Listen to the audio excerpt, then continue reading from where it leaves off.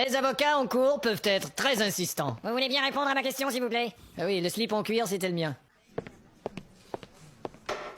Silence, s'il vous plaît. La parole est au ministère public. Merci, votre merde. Votre honneur. C'est ça, oui. Madame Tardy, Oui, monsieur public? vous dites que c'est dans la cave que votre mari est mort.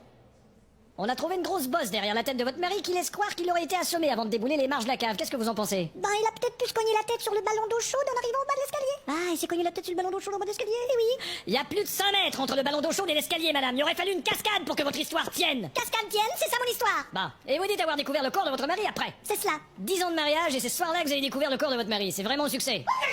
Objection retenue, s'il vous plaît. Venez-en aux fesses. C'est ce que je fais. Je veux dire aux faits. Madame Tardy, selon une employée de France Télécom, vous auriez eu une conversation avec un homme 2 semaines avant la mort de votre mari et vous auriez parlé de l'enterrement ou de l'incinération de celui-ci. Comment vous saviez qu'il mourrait? Ce n'est que de la foutaise. Vous avez bien appris vos textes. Objection retenue, s'il vous plaît. Là. Pourtant, vous avez bien dit, et je cite le rapport, il finira soit dans l'incinérateur, soit dans la terre. Sois dentaire, je parlais avec mon dentiste. À votre dentiste, hein. Expliquez-moi pourquoi vous avez également prononcé souvent le mot inhumation. Je lui disais que j'aimais bien les films de Walt Disney et les autres films d'inhumation. Pourtant, un témoin oculaire dit vous avoir vu dans un restaurant avec un homme, peut-être votre amant. Eh, toi, l'objection. C'est fini. Tu dis plus ça. Il y en a plus. Plus d'objection. C'est compris? Bon. Pourtant, dis-je, Madame Tardy, vous auriez prononcé à cet homme les mots suivants, je vais l'avoir à main nue. Pas du tout, j'ai dit je voudrais voir le menu. Je n'en crois pas un mot. Pardon? Et dites, manquerait pas une ou deux petites claques, objection? Tu crois que ça ferme encore hermétiquement cette belle petite bouche? Bien.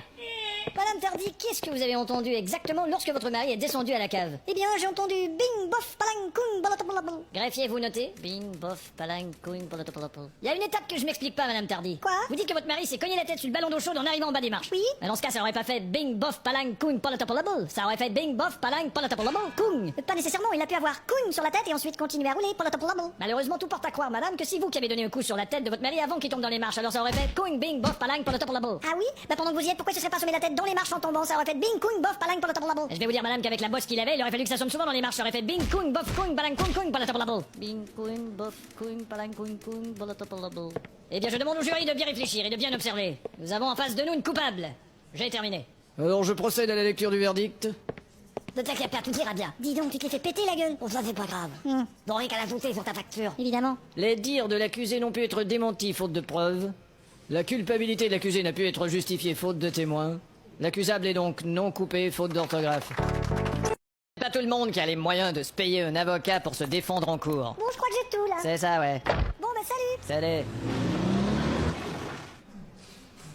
La parole est au ministère public. Monsieur Schmidhusen. Ouais. Vous avez trouvé le corps de votre femme dans le potager de la ferme. Ouais. Vous avez d'abord cru qu'elle était inconsciente. Ouais. Hein? Bah en fait, c'est ce que j'ai cru toute ma vie. Ce que je me demande, c'est ce qui a poussé votre femme à aller dans le potager à cette heure tardive. Ma femme dans le potager à cette heure-là, j'y comprends rien, mais ce qui a poussé, bah c'est des poireaux, des fèves. Bon, à quel moment avez-vous réalisé qu'elle était morte? Oh, c'était affreux. Elle était couchée dans le potager, elle avait la bouche pleine de légumes. D'écume. C'est ça, oui. Et vous avez cru en un empoisonnement accidentel. Non, pas accidentel. Ah non? Oriental. Pourquoi? Elle avait mangé du riz. Votre femme était-elle heureuse? Elle menait une vie de pacha, monsieur. Vraiment? Ouais, elle disait tout le temps l'agriculture, moi j'aime pacha, les animaux j'aime pacha, les céréales j'aime pacha. Et elle vous traitait comment? À grands coups de machette, monsieur. Comment? Bah, elle disait tout le temps, je veux que tu m'achètes ceci, je veux que tu m'achètes cela. D'accord, d'accord. Certaines personnes disent que votre femme était plaignarde et alcoolique. Jamais elle s'est plainte. Mais plusieurs témoins disent qu'elle se plaignait. Je parle pas d'elle, je parle de son verre. Il était jamais assez plein. D'autres témoins disent que vous n'étiez pas très gentil avec votre femme. Bah, ça dépendait, vous savez, des fois j'en avais marre de la bourrer. Ah, vous voyez votre honneur?